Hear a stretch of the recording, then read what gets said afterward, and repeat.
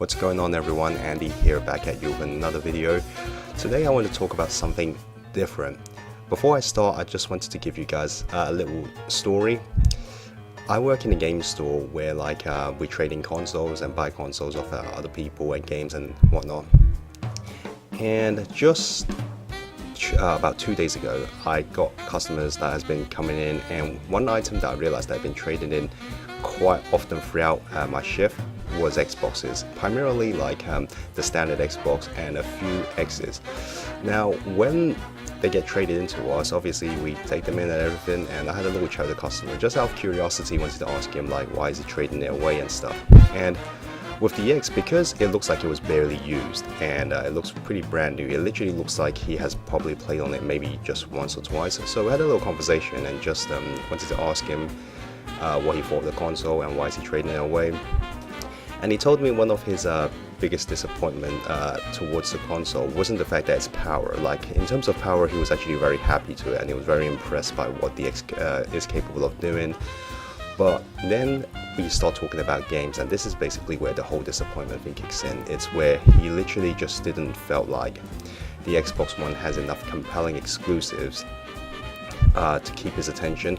He felt like, yeah, the boost in graphical powers of some of the other games are all nice and stuff, but at the end of the day, he bought it for mainly the games, not necessarily the power. The power is just there to complement it. And that sparked me to wanted to make this video, because I kind of felt like if there's anything that Microsoft is lacking at the moment, because let's face it, last year has been a fantastic year for gaming, right? You look back at 2017, you think of some of really amazing titles that have came out, especially exclusive. Not to say third-party games wasn't great, but a lot of the best games last year were exclusives. From PlayStation, you got Horizon Zero Dawn, Persona 5, Nier, Neo, Uncharted. All of those were really amazing games as well. From Nintendo, you got Breath of the Wild, you got Mario Odyssey, Splatoon 2, Mario Party Deluxe. A lot of great games last year. But one thing you've noticed is that Microsoft themselves didn't really have much to offer in terms of exclusives. If you talk about really great Microsoft exclusives last year, you probably could only, at least for me, I could only really think about two. It's Forza 7 and Cuphead. Cuphead is really amazing, I'm not going to knock it down whatsoever, but Forza 7 is really just another Forza game, because it comes out on a yearly basis, so it's just okay, if you like Forza before, you'll probably like this one, but that's really about there is to it. And I really want to discuss is what 2018, the current state of the way how Xbox One is at the moment, how could they actually improve in 2018, or what I think they really should improve on in 2018 moving forward. And one of the very first thing that we want to discuss is basically the games. When it comes to exclusive wise, I just felt like Microsoft themselves, they haven't got enough compelling exclusives, especially compared to Nintendo and Sony.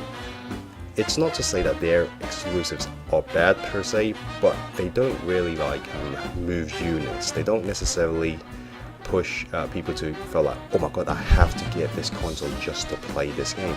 Because if this year's E3, what I was thinking about is that if Microsoft, the way how they approach it is literally, okay, we're going to release our next Gears, next Halo, or next Forza, which this year I believe is Horizon 4, if I'm corrected. But if I'm wrong, just feel free to correct me. But I felt like even if you did release them, the only way I could see them, I definitely could see them performing well in terms of sales, but it will still be within just the Xbox community. They're only going to be sold to people who already owns the Xbox One, and not people who are still on the fence about getting it, and this is finally going to be the game to push me to get it. Because first off, another thing I want to make crystal clear, guys, I myself am also an Xbox One owner. I had it for a while, but me myself, I'm not going to lie, I haven't touched it for well over a year. Throughout the whole 2017, I didn't even turn on the Xbox One even once, and I even have an Xbox Live pass as well, so I couldn't even be bothered to just go online and just to see what game I'm eligible of redeeming for that month. And that really just kind of goes to show how much I didn't really care about Xbox last year. And as an Xbox owner, I'm a bit bummed out. Like, I just feel like Microsoft didn't give me enough reason, like, you know, to turn it on, like, you know, just to see what it's up, like, you know, what you guys doing, that kind of stuff. And most certainly the Xbox One X didn't really convince me to trade in my old one to jump on with this new one. And so regarding with games as well, yeah, I just kind of felt like, and this problem, I felt like it ties into problem number 2 as well, which I really want to discuss, is Microsoft has literally almost a non-existent presence in Asia. Like, they tried to distribute the Xbox in China and it just failed miserably. Now, I don't want to say to their credit, it's just Sony tried as well, and Sony had no success. Like, you know, China is just a market that doesn't seem to speak very well with home consoles. So it'll be interesting to see how Nintendo would do it when the Switch launches down there. But they tried in China and they have no real success. Obviously in the rest of Asia as well, Japan, it's almost kind of embarrassing to say, like, they have obviously almost zero presence down there. Every single, when you see, like, you know, the new media charts that comes out from Japan, whenever you see the sales, it's just embarrassing. They're just selling like anywhere between 100 to 200 units, while, like, you know, their competitors sell well beyond that. It's usually 20 to 30,000, so it's almost felt a little embarrassing to compare the numbers. And Hong Kong is another way, because I've been back to Hong Kong having a holiday there just about 2 years ago, and even when I went there during the heydays of the console's launch, again,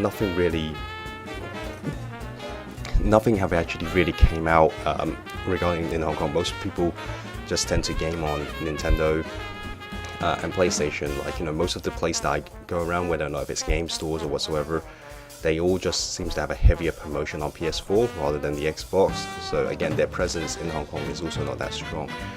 And I really felt like Microsoft this year going forward, when it comes to their exclusive, I think they really need to find a few titles that can actually speak to the Asian market. Because originally they did have a title like that could potentially, like, would break that mold, and that was Scalebound. Scalebound was part of one of the main reasons why I even bought the Xbox One, because I'm such a big fan of Platinum Games. I liked what I saw, and I was really hoping that was going to be that one game where, like, okay, so you're not into our shooters, that's okay, but we've got this kind of like fantasy action RPG kind of game that is similar to Monster Hunter, so you guys might potentially be interested.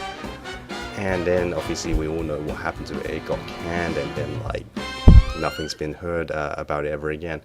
And so with this year, I just felt like, aside from, like, trying to make more compelling exclusive that would speak to a different audience, maybe just look at making an exclusive where you could see that, oh, Japanese or the Asian market will really pick up and think, like, oh man, you know what, this game is exclusively to Xbox, like, you know, I really gotta jump on board and try to get another one. Because what I'm seeing right now in terms of Xbox, like, you know, Xbox One's lineup, it doesn't look that impressive. Like, you know, just, again, compared to its other two competitors, what Sony and Nintendo has to offer, Microsoft doesn't seem to have much this year that would really give those two a run for their money, especially their games.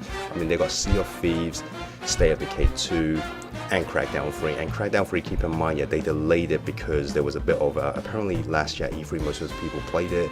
I think a lot of them wasn't that impressed by it. That's why they decided, okay, you know what, we're gonna push it back a little bit, because originally I think it was supposed to launch alongside the X, but it didn't. So that's not a really good sign already. I'm sure Microsoft will probably have some secret weapon that we don't know about. Maybe they have already have a few of these games planned and they're just waiting for E3 to reveal them. If that's the case, then that's great, like, you know, because at the end of the day, guys, I'm sure you all know having competition is a good thing. Competition is what strive each one of them to outdo each other, perform better. Like, if one of them made a mistake, then the other one simply is not going to follow, right? Because you would never want just a singular company to run amok, because if they do something you don't like, then that's it. There's nobody there to stop them. That's why you need these competitions. They're like, you know, us as gamers will call them out, they're doing bullshit, and then the other one will instantly listen. So I do hope Microsoft will bounce back, because if you look at Nintendo's case here, Has it not been for the Wii U, do you really think like the Switch would have done as well, or would the Switch has even existed? It's all because like, the Wii U didn't perform very well, and Nintendo faces their like, worst selling console of all times, and now look at them. They bounced back strong as well. Now the Switch is breaking sales record left and right. They are releasing like, some really amazing exclusives like that really push the systems right out of the gate, with Breath of the Wild and like, with Odyssey, like, towards the end of the year, Xenoblade Chronicles 2 as well. So if Microsoft could do something similar, like, and I'm not saying that they had to do those kind of games to be successful, but just try to think that, okay, what are the kind of audience that we don't have at the moment? What kind of audience are we failing to grab at the moment, and make an exclusive that could cater to them?